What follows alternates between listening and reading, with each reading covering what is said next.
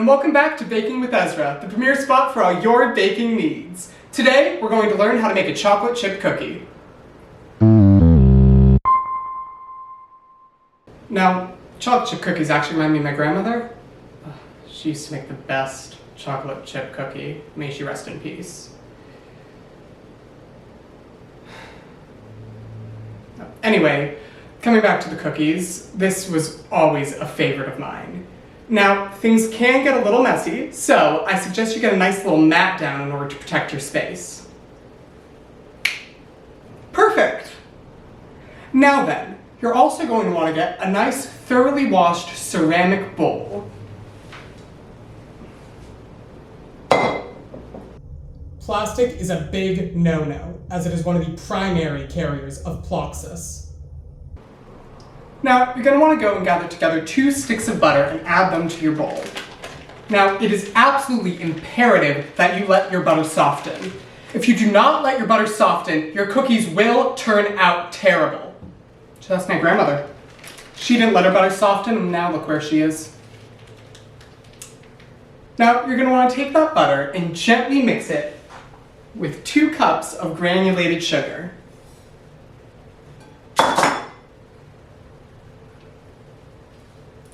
Oh yeah, look at that mix.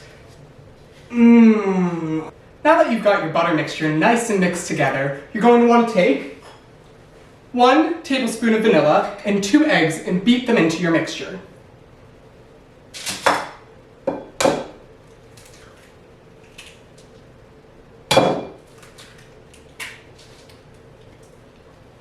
Now, it's very important while you do this that you get all of that just nice and mixed together. Really just beat into it. You know, if one of your arms gets tired, you can always switch to the other arm and just really go at it. But what's important is that you get everything nice and together. Now that you've got your eggs into the mixture, you're going to want to add my secret ingredient, vinegar. Now, most chocolate chip cookie recipes will tell you to avoid vinegar. Most chocolate chip cookie recipes are wrong. Vinegar is the secret ingredient that will make your chocolate chip cookie rival all other chocolate chip cookies.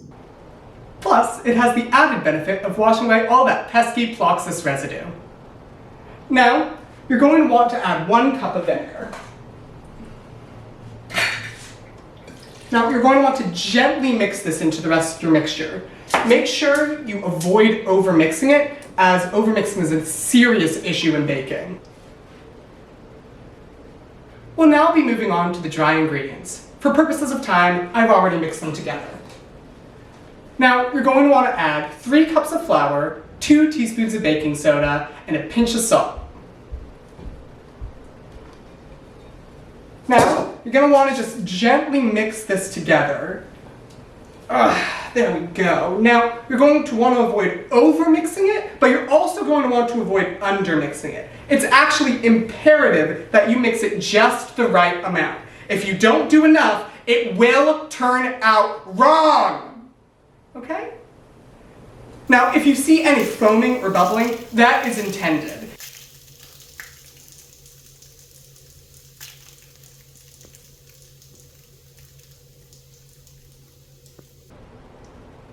Perfect!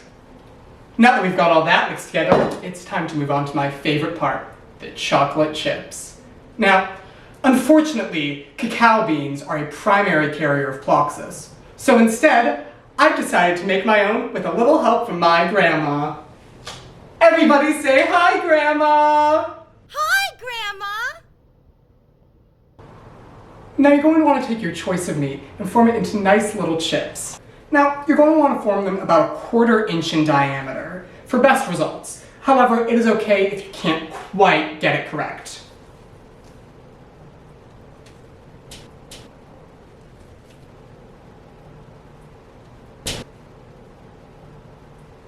Once you've got all your chips made, you're going to want to mix them right into your dough. Thanks for the help, Grandma. Now, take all of your chips and throw them in, taking care not to disrupt the dough too much. Then, once you do that, you're going to want to mix it nice and well. Just really get all that all those chips nice and soaked in the dough. Just get it all throughout it.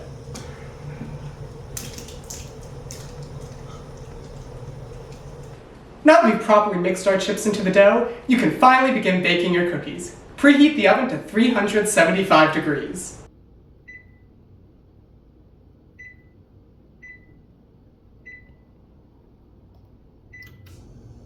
Now, while we wait for our oven to preheat, we're going to want to take 1 bottle of food-grade bleach in order to protect our dough from ploxis.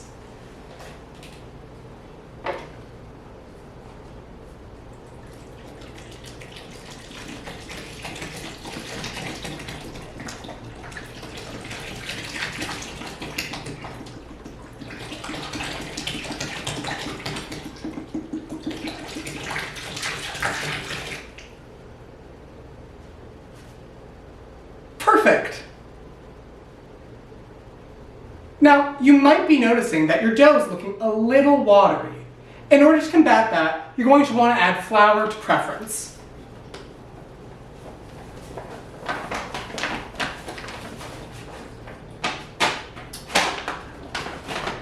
Alright, now we're going to move on to mixing it. Now to mix this, you're going to want to use your hands. Just really get in there and mix it together. Now, if you're noticing that your hands aren't enough, you can always move it to the floor and use your feet instead.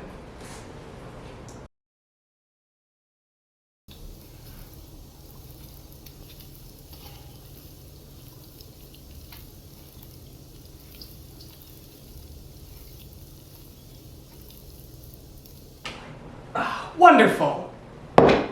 Now that we've got that taken care of, you're going to want to form your dough into 3-inch balls onto your baking sheet. But wait a minute, I don't see any baking sheets here. Just 1 second.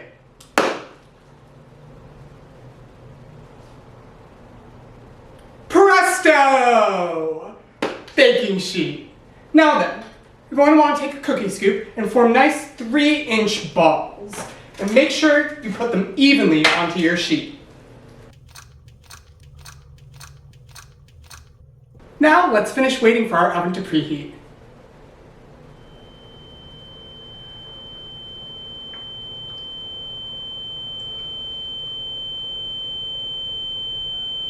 Whew, getting hung here.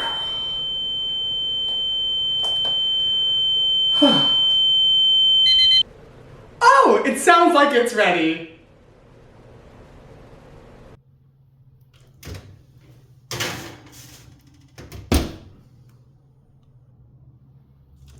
Yay! Thank you for watching Baking with Ezra. If you liked this recipe, please like and subscribe. And for more recipes like this, come visit me at www.bakingwithezra.com. Enjoy!